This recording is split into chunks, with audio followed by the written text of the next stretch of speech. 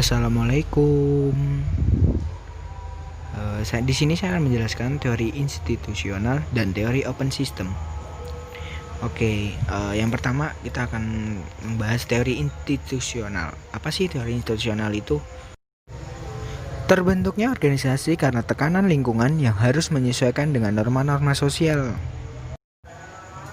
Dan menurut Donaldson tahun 1995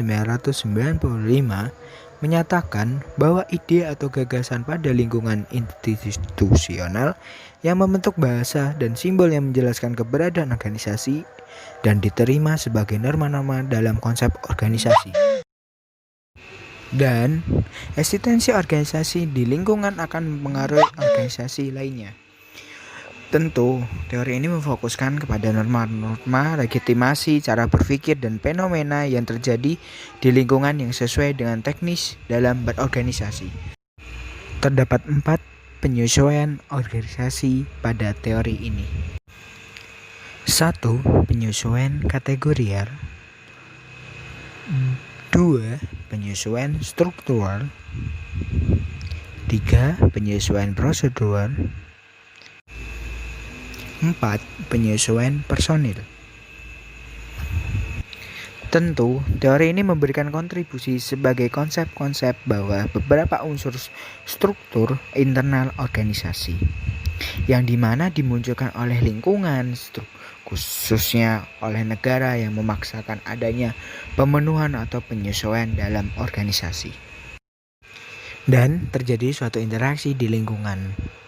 Organisasi juga akan terjadi suatu interaksi di lingkungan sekitarnya khususnya untuk mencapai tujuan bersama dan menghindari kemungkinan-kemungkinan yang akan terjadi di masa yang akan datang. Hal ini membuat organisasi memerlukan interaksi musyawarah kepada masyarakat yang ada di lingkungannya supaya menghindari semuanya. Dan sekarang kita akan membahas teori open system. Pasti kalian belum tahu, pasti belum kalian mengenal. Oke, aku sedikit menjelaskan ya. Oke, sistem sifatnya yang terbuka dan terpengaruh oleh lingkungan. Gimana sih maksudnya? Sistem ini yang berinteraksi dengan lingkungan, di mana sistem ini menerima masukan dari lingkungannya dan menghasilkan keluaran untuk lingkungan luar atau sistem lainnya. Organisasi yang sama rata, apa sih maksudnya? Jadi mengasumsikan bahwa individu atau kelompok kecil atau besar dan seluruh organisasi menunjukkan dalam peningkatan tingkat kompleksitas prinsip struktural dasar yang sama, masing-masing dapat dijelaskan dalam istilah dunia dan internal, lingkungan eksternal, dan fungsi batas yang bertanggung jawab atas aktivitas yang menghubungkan keduanya.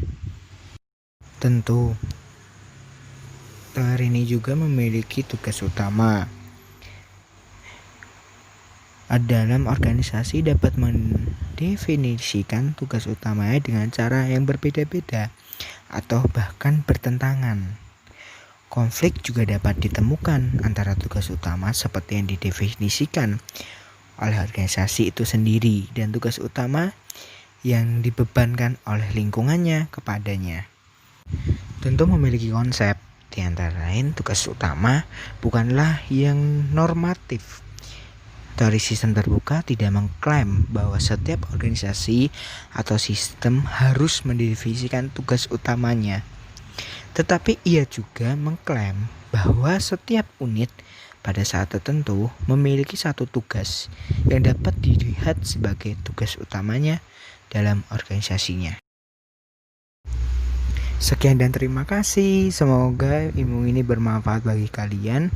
Jika ada salah kata, mohon maaf dan mohon dimaklumi. Sekian dan terima kasih. Wassalamualaikum warahmatullahi wabarakatuh.